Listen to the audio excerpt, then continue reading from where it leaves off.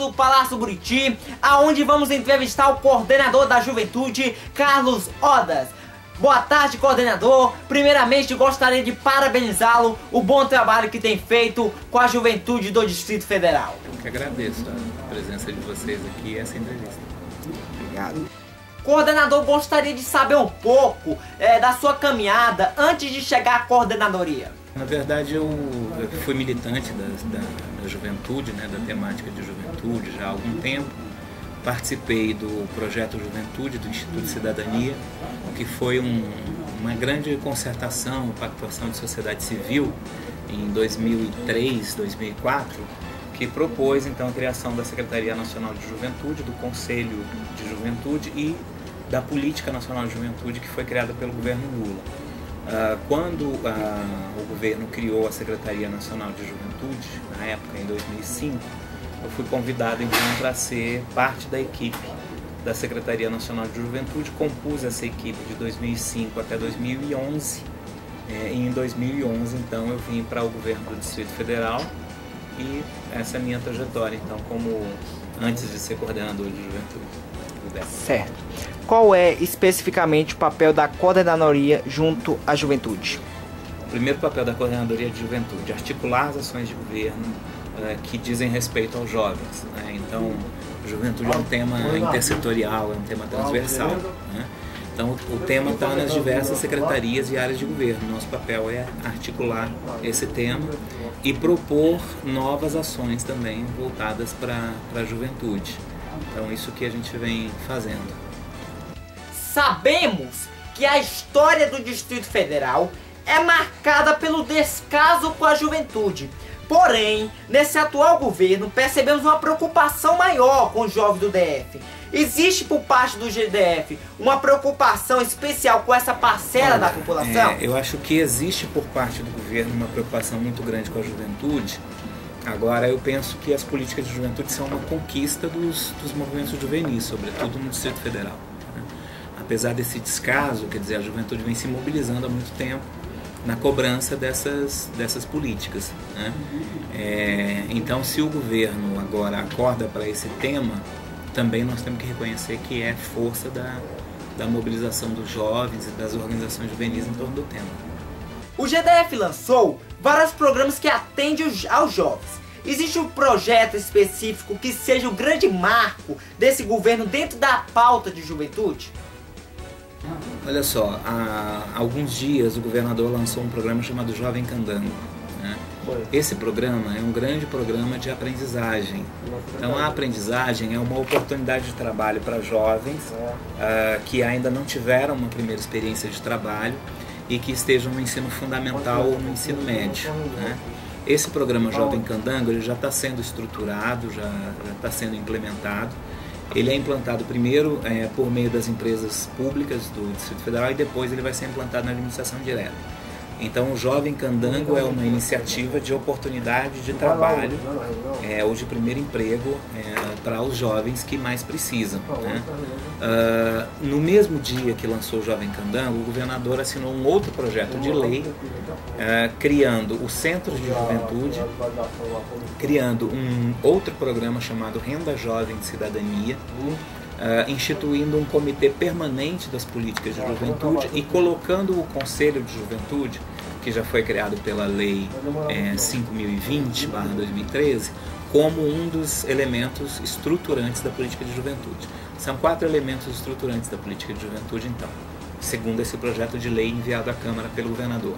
Centros de Juventude, Programa Renda Jovem de Cidadania, o CPJ, que é o Comitê Permanente de Monitoramento, de Articulação e de Avaliação das Políticas de Juventude, e o Conselho de Juventude como espaço de diálogo social, né? Eu quero acreditar que a marca desse governo vai ser estruturar uma política de Estado para a juventude, né? É estruturar uma política de atenção ao jovem que tenha um caráter permanente e que dialogue com as várias dimensões do que é ser jovem, que não veja o jovem por um único prisma, né? Por uma única dimensão da sua vida, né? Então essas eu acho que são as marcas da política de juventude que nós estamos deixando no Distrito Federal. Por que optou-se por criar primeiramente o Conselho da Juventude e não os conselhos locais das cidades? haverá conselhos nas cidades ainda? Olha só, agora o Conselho Distrital de Juventude, uma das tarefas da agenda que ele tem que construir é justamente se capilarizar, é justamente se estruturar, então construir os conselhos em nível local, né? O Conselho Nacional de Juventude, quando foi criado, a maioria dos estados não tinha Conselho de Juventude, né? Acredito que até hoje a maioria das cidades do país não tem Conselho de Juventude. Nós temos que disseminar muito mais essa política de participação, né? Mas uma coisa não tem a ver com a outra, quer dizer, você esperar que todas as cidades tenham um conselho para poder fazer o conselho distrital. Quer dizer, você fazer o conselho distrital fortalece a ideia de que as cidades podem vir a ter o conselho de juventude. Inclusive o conselho de juventude em nível local, ele pode ter um caráter mais territorial do que a cidade, né? Então, principalmente no caso do Distrito Federal. Será que as regiões administrativas, como elas estão divididas, elas refletem necessariamente a identidade das juventudes? Por exemplo, será que a Ceilândia, toda ela tem uma característica só, comporta um só conselho? Ou será que nós podemos ter dentro da Ceilândia mais de um conselho de juventude? Por outro lado, você pega uma região administrativa como o CIA, né, que é uma região muito mais que as pessoas vão para trabalhar do que de residência, né? Faz sentido ter um conselho de juventude só do CIA? Ou aquela região administrativa pode ser incorporada em uma outra, como o Cruzeiro, por exemplo, né, que aí tem vida real do ponto de vista de residência e tudo mais, quer dizer, né, a juventude vive mais, né, naquele espaço ali, né? Então é isso que tem que se pensar com relação aos conselhos territoriais. Agora essa é uma tarefa para o Conselho de Juventude do Distrito Federal. Imagina, quer dizer, uma reivindicação histórica já, e nós tínhamos a oportunidade de fazer, criar ele por meio de lei, ou seja, uma política de Estado, mais que uma política de governo, e a gente dizer, não vamos fazer o conselho agora não, porque primeiro nós vamos fazer nas cidades, quer dizer, não tem muito sentido esse debate. Poderia ter sido feito assim, que não deslegitimaria, mas também não tem nem um pouco menos de legitimidade o Conselho de Juventude, porque ainda não tem conselho na cidade, assim como o Conselho Nacional de Juventude é legítimo, mesmo que não sejam todos os estados que têm conselho de juventude, inclusive como o Distrito Federal não tinha. Qual será a função do Conjuve? Ele estará subordinado à Coordenadoria de Juventude ou será independente? O Conselho ele não está subordinado à Coordenadoria. A Coordenadoria ela deve dar o suporte para que o Conselho funcione, né? Então ele tem um vínculo com a Secretaria de Governo, mas esse vínculo é do ponto de vista do suporte para o seu funcionamento, né? Mas o Conselho tem total autonomia, total independência. Certo. O que isso significa no avanço das políticas públicas de juventude no DF? O fato dele ser lei? Olha, o fato dele ser lei garante pra gente que o governo de turno não vai poder dizer que não quer conselho de juventude. Então todo governo vai ter que respeitar o fato de que existe uma lei e vai ter que compor o conselho de juventude, né? O papel dele no fortalecimento da política de juventude é justamente o espaço da participação, né? Quer dizer, você tem um espaço de interlocução com os jovens, com as entidades juvenis, com as organizações e um espaço de troca dessas juventudes, né? O conselho, como ele foi formado e a composição ficou muito interessante porque tem uma diversidade muito grande, né? Você tem, por exemplo, um jovem empresário que é conselheiro titular, e você tem também um jovem em cumprimento de medida socioeducativa, né? Quer dizer, você tem o jovem negro, né? E você tem o jovem com deficiência. Quer dizer, então a diversidade é muito grande. Você tem o jovem que defende os direitos da população LGBT, e você tem os jovens que são ligados também a movimentos evangélicos. Então imagina você ter essa troca, você ter esse espaço de conversa, a quantidade de sínteses que podem ser construídas a partir daí, né?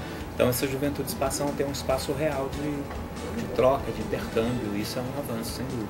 O que a coordenadoria tem a apresentar de política para o governo? Wenderson, o que nós apresentamos de proposta de agenda para o governador foi o que eu te falei agora há pouco. Quer dizer, na primeira pergunta, você perguntou qual é a marca, né, das políticas de juventude. Quando eu disse que você tem um projeto de lei que define que 4 são os elementos estruturantes da política de juventude no Distrito Federal: Centro de Juventude, Renda Jovem de Cidadania, o Conselho de Juventude e o Comitê Permanente de Avaliação, quer dizer, isso estrutura um arcabouço institucional sobre o qual você constrói um edifício chamado Política Distrital de Juventude.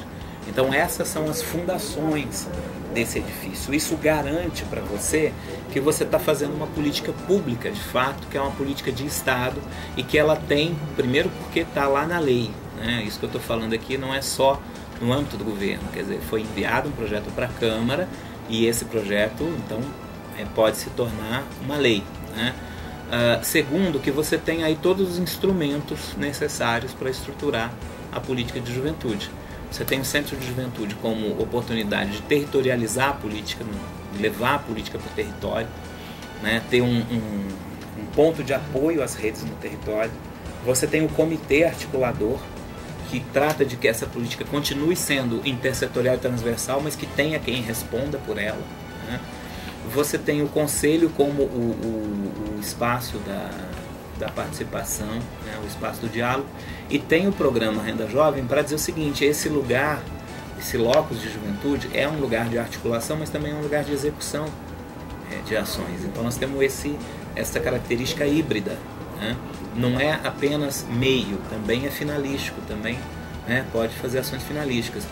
Uma coisa a mais sobre o Comitê Permanente é o fato de você ter um instrumento de gestão integrador de fato e você poder definir com esse instrumento de gestão quais são os indicadores que interessam para avaliar o sucesso da sua política. Esses indicadores podem mudar conforme o desafio que você esteja enfrentando naquele momento. Então o que vai acontecer? Você vai ter um instrumento de gestão, um instrumento técnico, que no início de cada governo pode determinar o seguinte: o desafio deste governo nas políticas de juventude são tais e tais e tais. Por exemplo, reduzir a evasão e o abandono escolar de forma sensível, reduzir o consumo de drogas entre os jovens, reduzir a violência entre os jovens. Você pode ter todos esses indicadores e aí definir quais são as políticas que você vai utilizar para superar esses desafios. Superados esses primeiros desafios que você elencou, você pode então mudar esses indicadores para novos desafios. Então você tem um instrumento de gestão permanente e dinâmico, né? Então, quando você me pergunta o que é que a coordenadoria propõe ao governador, o que nós propusemos foi isso que eu estou te contando aqui, né? O governador já topou, tanto que ele assinou um projeto de lei enviando para a Câmara, estruturando toda essa política que eu estou te contando aqui. Quais são os principais programas sociais do governo para a escola?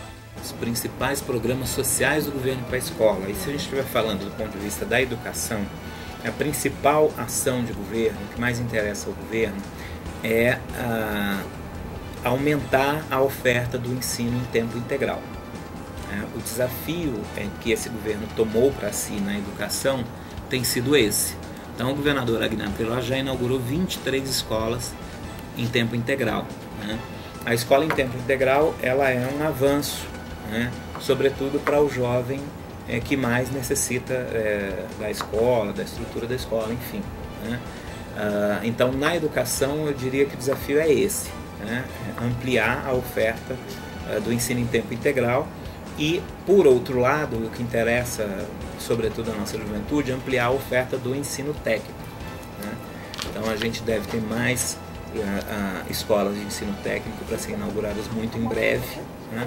Então a ampliação da oferta do ensino integral e do ensino técnico é o grande desafio que está sendo enfrentado por esse governo na temática de educação. Qual é o projeto do governo para diminuir o nível de jovens na rua? Pois esse diminuir a quantidade de jovens na rua, a gente tem que trabalhar com um certo cuidado, né? O problema não é o jovem estar na rua, né? O problema é o que ele está fazendo na rua, né? O problema é quais são as oportunidades que são dadas para esse jovem, né? Eu costumo brincar que quando dizem pra gente assim, olha, temos que fazer política para tirar os meninos e as meninas da rua, eu digo, olha, nós temos que fazer política pública para devolver a rua aos meninos e meninas, né? E dessa forma a toda a comunidade. O que nós temos que fazer é diminuir muito a violência entre os jovens, seja como ator, seja como alvo dessa violência, né? E isso está diretamente ligado às oportunidades de política pública e às oportunidades no território. A rua deve ser a trajetória, né? O trajeto entre uma oportunidade e outra. A rua é o trajeto entre a escola e o trabalho, entre o trabalho e a casa, né? Entre a casa e a biblioteca, né? Entre a biblioteca e a quadra de futebol, né? Ou de basquete. Essa é a função da rua, né? Ligar coisas e lugares, né? Então, por que a rua tomou essa carga tão pesada no nosso discurso, a ponto de você me perguntar isso, como é que a gente diminui a quantidade de jovens na rua, né?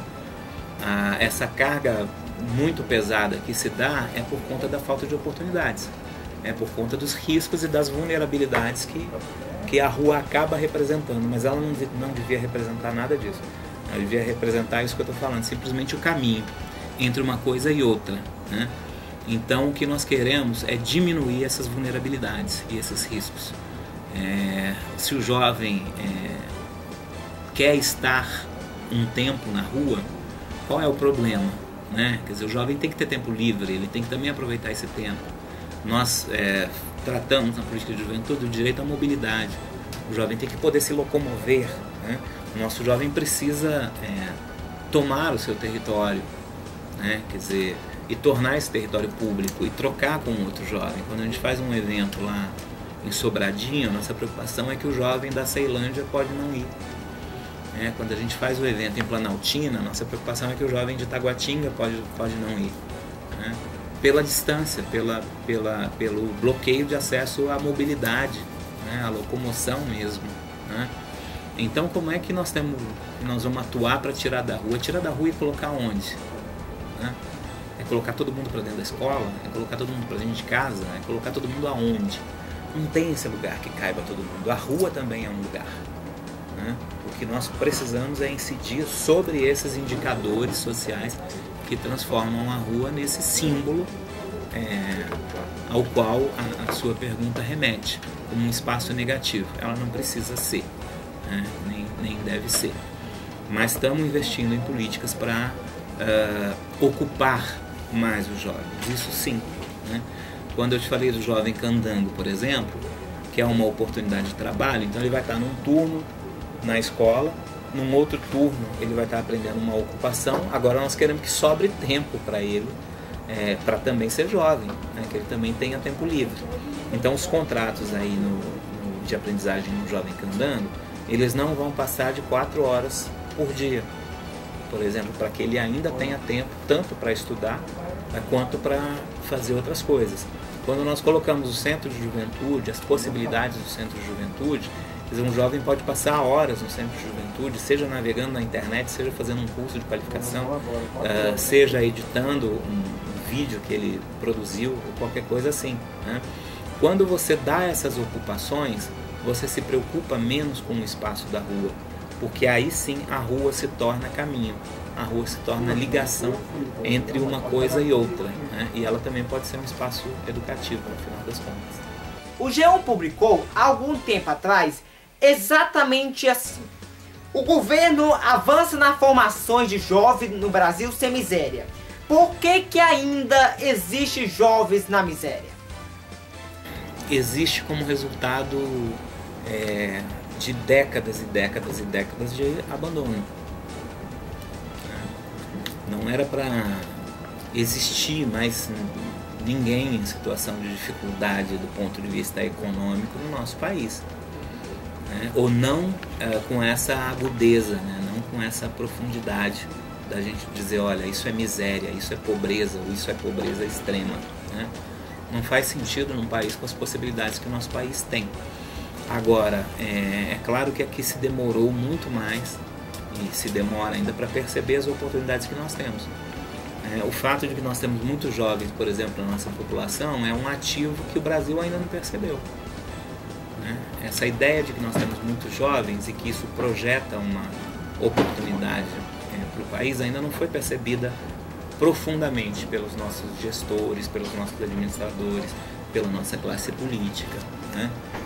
Então, eu diria para você, o Brasil demora a perceber as próprias oportunidades. O Brasil foi o último país do mundo a abolir a escravidão. Você sabia disso? Nosso país foi o último país no mundo a abolir a escravatura como uma instituição.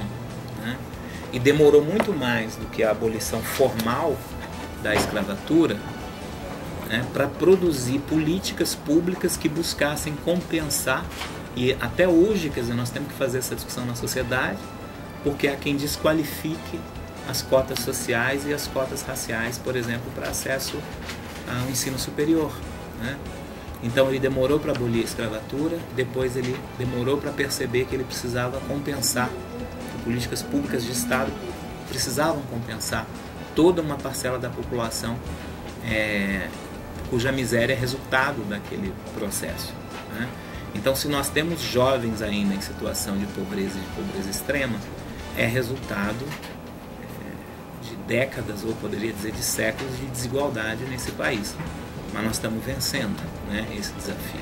Estamos vencendo o desafio da desigualdade, incluindo milhões de brasileiros, inclusive jovens, em categorias de acesso à renda superiores, e, consequentemente, também garantindo mais direitos. Temos no DF vários coletivos de jovens, são coletivos religiosos, de esportes, culturais, hip hop, movimento estudantil e muitos outros. Como é a interação da coordenadoria com essa galera? Pois é, bom, primeiro a interação foi para construir o Conselho de Juventude, Então, assim, nós fizemos esse trabalho conversando com cada um desses segmentos que você mencionou aí, para poder construir esse Conselho de Juventude com a diversidade que a gente conseguiu fazer e por meio do voto direto. Isso é que é mais importante e interessante, A gente colocar a democracia como um valor mesmo dessa construção. Agora, a partir da relação do diálogo social ali com o Conselho, essas juventudes, então, vão estar muito mais representadas na elaboração das políticas de juventude no Distrito Federal. Então, eu diria que a gente conseguiu fazer essa interlocução e conseguiu tirar dela um resultado concreto, que é um Conselho de Juventude com a diversidade que o nosso tem. Para finalizar, gostaria de saber quais são as perspectivas da coordenadoria com os jovens do DF para os próximos meses e anos. Olha, a gente pode falar do tempo que a gente tem aqui. O que nós estamos fazendo, como você pode perceber, eu tentei deixar claro nas respostas que eu fui te dando, quando você me pergunta quais os programas, quais as ações e tudo mais, foi sempre responder da seguinte forma, assim, olha, o que nós estamos fazendo, mais do que ações pontuais, é estruturar uma agenda de política pública. Você estrutura uma agenda fazendo ações que sejam fundacionais, ou seja, que elas lancem bases para ações maiores, que elas possam construir e constituir um edifício. Você não constrói um edifício a partir do teto, você começa pelas bases. Essas bases, inclusive, não são visíveis, porque elas são fincadas no chão. Agora, sem essas bases fincadas no chão, nenhum edifício se sustenta. O projeto de lei que institui a política de juventude, a lei que cria o Conselho de Juventude, a lei que cria o Jovem Candango, um projeto de lei que tramita na CLDF, instituindo o mês da juventude. Quer dizer, tudo isso aqui, o próprio Conselho de Juventude, isso forma um arcabouço que fica. É uma coisa que fica para quando, inclusive, a gente já não estiver mais aqui, ou quando forem outras pessoas, outros gestores. Então, essa ideia de inscrever na lei é mesmo de tornar essas coisas, ou de dar marcos oficiais e um caráter mais oficial e de Estado para essas políticas. Então a perspectiva nossa é deixar uma política de Estado no Distrito Federal. É que a gente possa dizer o seguinte: passamos e deixamos uma marca. Essa marca vai ter que ser trabalhada por quem estiver no nosso lugar agora. Ela pode ser trabalhada com competência ou não, mas não vai dar para dizer que a gente não passou por ali. E o mais importante, não vai dar para dizer que a juventude não merece ou não precisa de atenção, porque essas coisas vão estar instituídas no nosso ordenamento legal e jurídico no Distrito Federal. É isso. Muito obrigado, coordenador, pela sua entrevista. E a matéria especial da Grêmio TV News com o coordenador da juventude termina aqui. Você pode assistir o nosso programa sábado a partir das 2 horas no Twitter, @Grêmio71. Lá você vai ver falando sobre esporte, sobre saúde, sobre segurança e muito mais. Grêmio TV News, a TV que faz a diferença. E eu fico por aqui. Fica com o Papai do Céu, meus queridos.